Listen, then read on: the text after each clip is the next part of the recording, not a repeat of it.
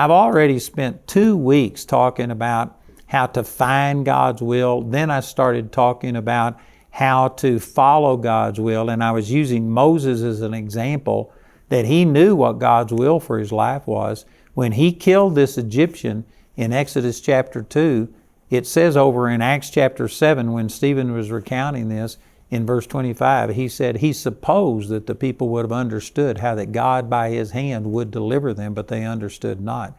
And so he knew God's will. God had revealed his will to him, and Moses knew that he was chosen by God to bring deliverance to the Jews. But just knowing God's will is not enough. He didn't know God's plan for getting it done. He thought God was going to do it through his might and through his power, through Moses' might and power, and he didn't understand the timing of it. He missed the prophecy of Genesis chapter 15, verse 13.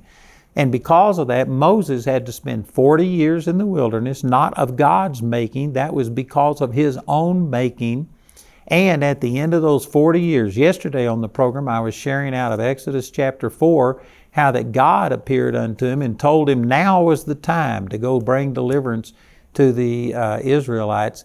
And Moses was a changed man. Now, instead of being arrogant and thinking that God, no wonder you chose me. I am the perfect person. I can handle this. It's all, I can do this. No, he had come to a place to where, God, I can't do anything without you.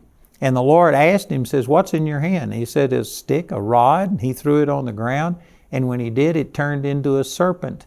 And the Lord told him to take it up by the tail, which from Moses' perspective, he hadn't written this story yet. He didn't know what the last part of Exodus chapter 4, verse 4 said. And for him to pick up a serpent by the tail meant that it could be death to him. 40 years before, he was self-willed. Now he was so submissive unto God that he was willing to take up a poisonous snake by the tail with the potential of it killing him. And that was his final test in Bush University, was, are you going to do it my way? Well, then pick up this serpent by the tail. He did, and because of it, it says in Exodus chapter 4, verse 20, it turned into the rod of God. Prior to that time, it was Moses' rod. It was just a stick. It didn't have any more power than Moses could generate. But now it was the rod of God, and he went down to Egypt and he did 10 plagues. He used this rod and held it out over the water and it turned to blood. He held it out over the land and the dust became lice. He held it up to the sky and hail fell out of a clear sky and fire ran along upon the ground. Darkness came upon the people, and ultimately there was the death angel that passed over, and the entire nation of Israel came out from under Egyptian bondage because he used the rod of God. And I was making the point that every one of us have to go through this same progression where we yield our life and we become a living sacrifice and we take our life back. To other people it may look like it's the same, but it's not. It's now the rod of God. It's God living through us. And I tell you, that is powerful. But here's something I want to really reveal today, and this will bless you if you can get this. I remember the night that God showed this to me. It was life transforming. It was back in 1973. And anyway, when it's not a one-time decision that you just lay your life down and you submit yourself to God and you just do this one time and from then on everything works perfectly. No, it's more like you know, if you're headed in this direction, it's more like you're like this. You begin to start leaning under your own understanding and you see the damage that does, and so you say, oh God, forgive me, and you start back over here, but then you get into the ditch over here where you think, but I can't do anything. I'm nothing. And the Lord says, well, you may not be anything, but through Christ you can do all things. And so He pulls you back this direction. And so your life is really like this. Nobody just goes perfectly, never making a mistake, and they just hit the mark that God has set for them.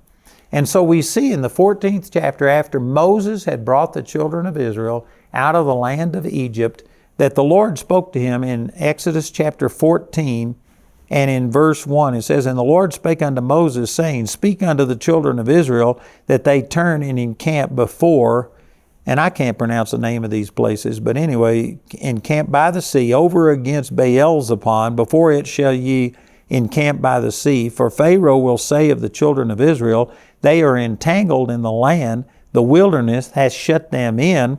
And I will harden Pharaoh's heart, and he shall follow after them. And I will be honored upon Pharaoh and upon all his hosts, that the Egyptians may know that I am the Lord. And they did so. So in a sense, what the Lord was doing was setting a trap for Pharaoh. The Israelites had come out of the land of Egypt, but now God was saying, I'm not content with you just setting you free. He was going to bring judgment upon Pharaoh, who proclaimed himself to be God and had been so arrogant and stuff. And God said, you go and camp in this place where there was a sea on one side, and then there were mountains on the other two sides, and it was like a box canyon. It was a dead end.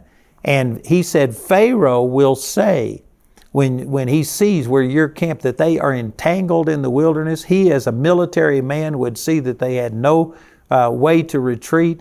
And God was setting a trap to lure Pharaoh out of Egypt to come after the Israelites so that he could destroy them. So the Lord told Moses what the end result of this would be.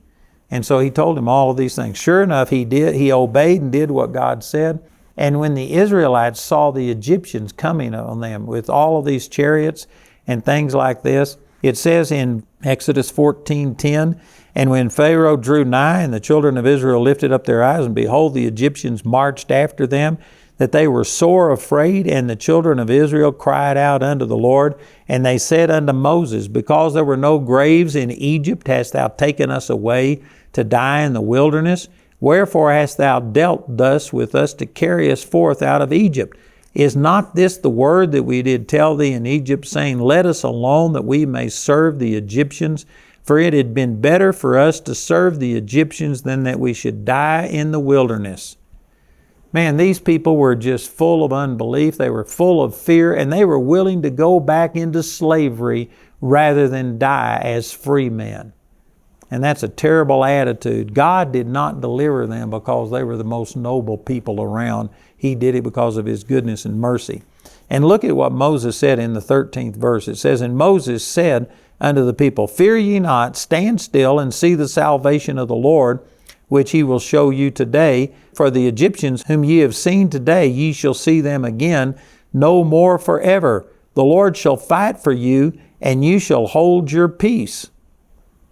Did you know Moses again was proclaiming that God was going to deliver them because God told them that was His will, but the way that He said for them to do it was contrary to what God said. Later on, God says, tell the people to go forward towards the Red Sea. Moses told them to stand still. And look, right after he made this bold proclamation, these people were in revolt. They were wanting to establish another captain, somebody besides Moses. They were going to go submit themselves back to the Egyptians. And yet, after Moses had said this, apparently it stopped the rebellion because he was so strong in his faith, speaking what was going to happen. It stopped the people, but apparently here they were looking at each other. Moses was looking at them. They were looking at Moses, and yet the Egyptians were still coming after them. The situation hadn't changed. They had just been stopped in their tracks. And look at the next verse. It says, and the Lord said unto Moses, wherefore criest thou unto me? Speak unto the children of Israel that they go forward. Moses had told them to stand still and see the salvation of the Lord. God said to Moses, you tell the people to go forward, go towards the Red Sea.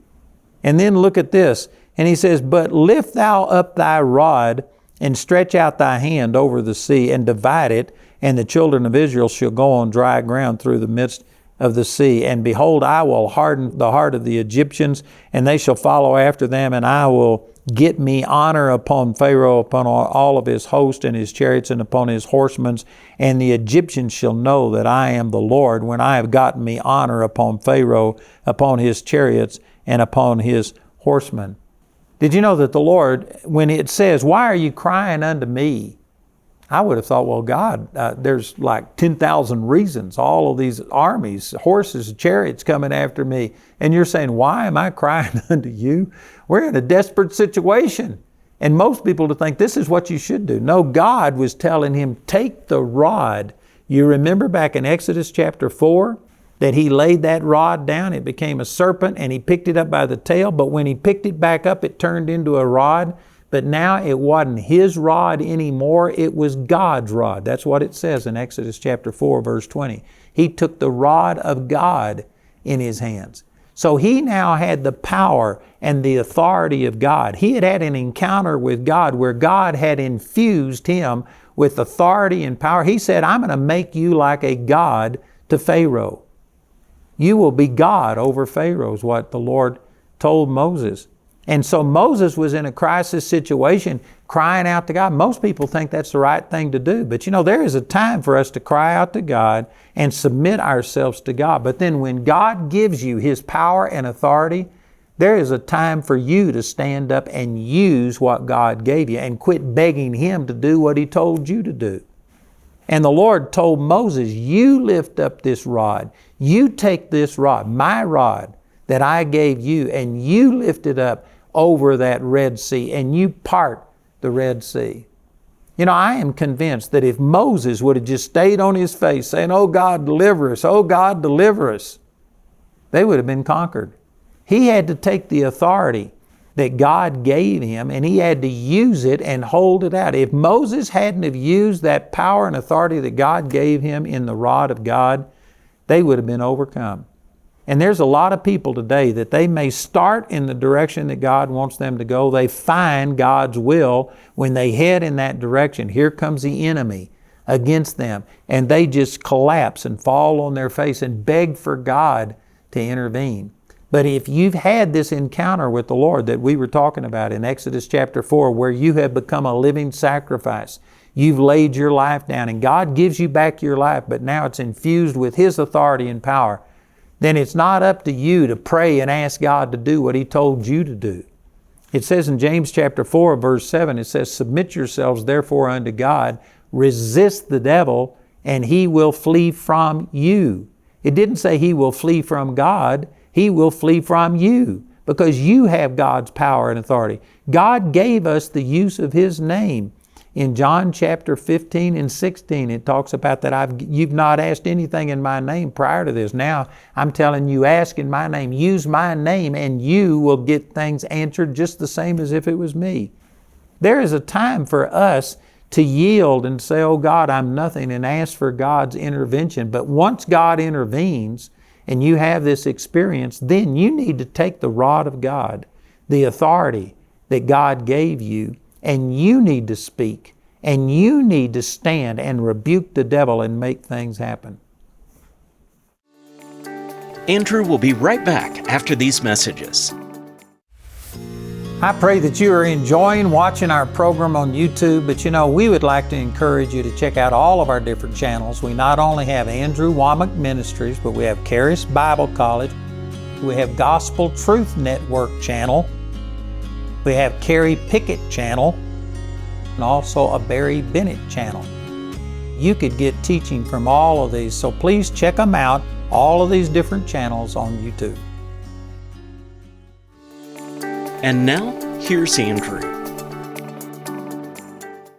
I remember it was in January of 1973 when the Lord really spoke this to me. And Jamie and I had just gotten married in October the 27th of 72. We had only been married just a few months, and man, I hate to admit this, but it's just the truth. It's what happened. When Jamie and I got married, I'd been pouring concrete for a living, and I just felt like it was time for me to make a clean break and go full time in the ministry. And I was only doing a Bible study with 5 or 6 people in it. I shouldn't have expected to live full time, but I just didn't understand that at that time. And I had about $5,000 or $6,000 in the bank when Jamie and I got married. After our wedding, I went to a 7-Eleven. I turned it all into $100 bills and just passed out $5,000 to people walking in and out of the 7-Eleven. I just couldn't wait to get out on faith to where God was my source. Man, my heart was right, but my head was wrong, and Jamie and I went through a lot of poverty for about 4 or 5 years until I figured some things out.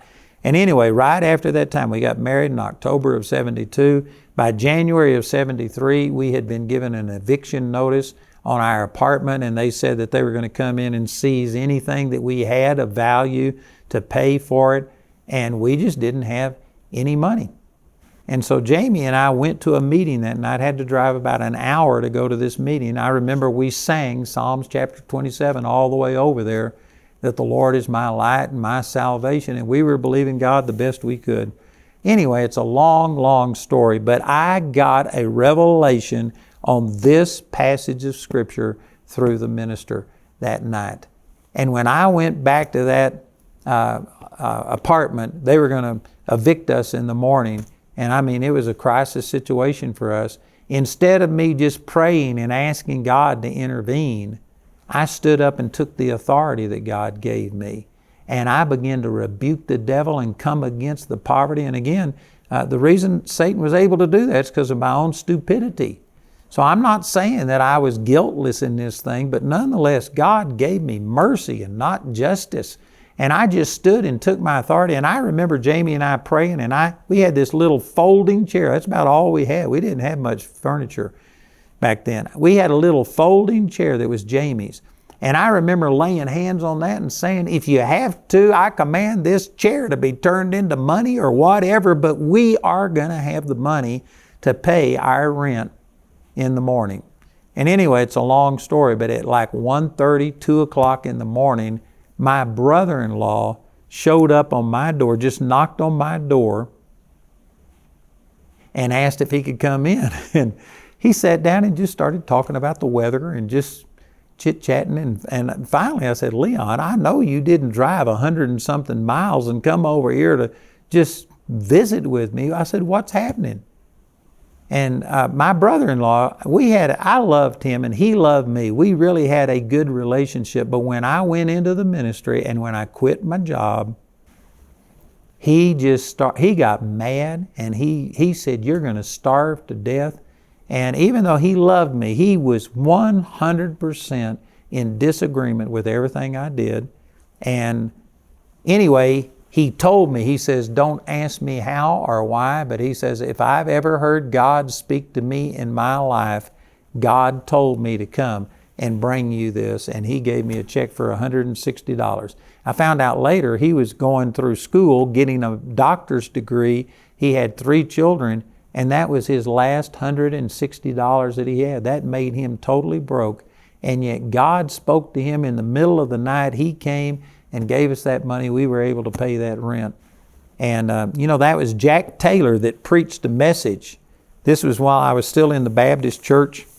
And Jack Taylor was Spirit-filled, but he stayed in the Baptist church, and he was considered a radical back in those days. But he's the one that preached this message. I went up and prayed with him, and we agreed. I used this authority like Moses here. I had to take the authority and speak and split the Red Sea. I couldn't ask God to do it. I had to use the authority He gave me to do it.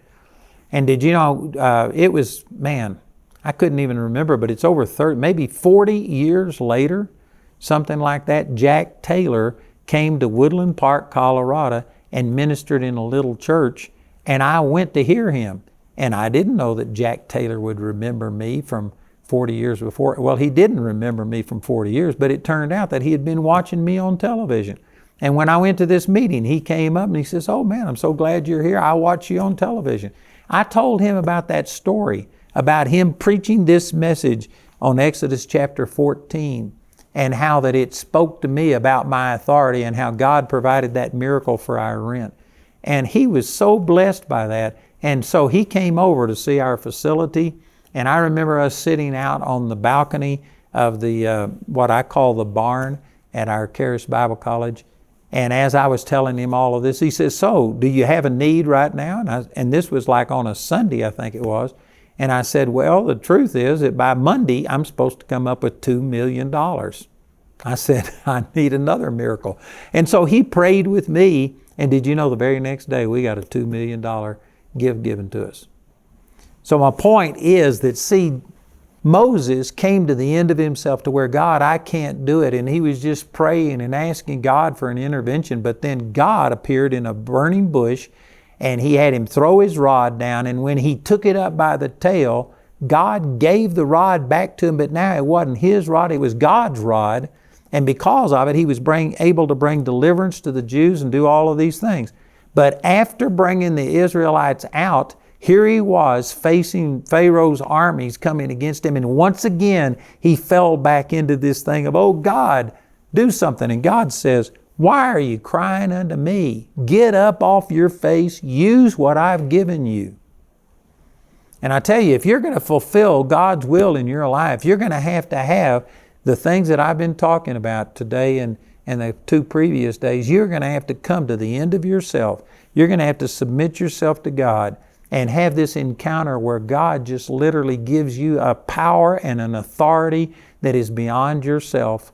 And then you will still have opposition. You will have the devil come against you, but now you will be equipped with God's power, and you're going to have to stand up and rebuke the devil. You can't ask God to do what He told you to do.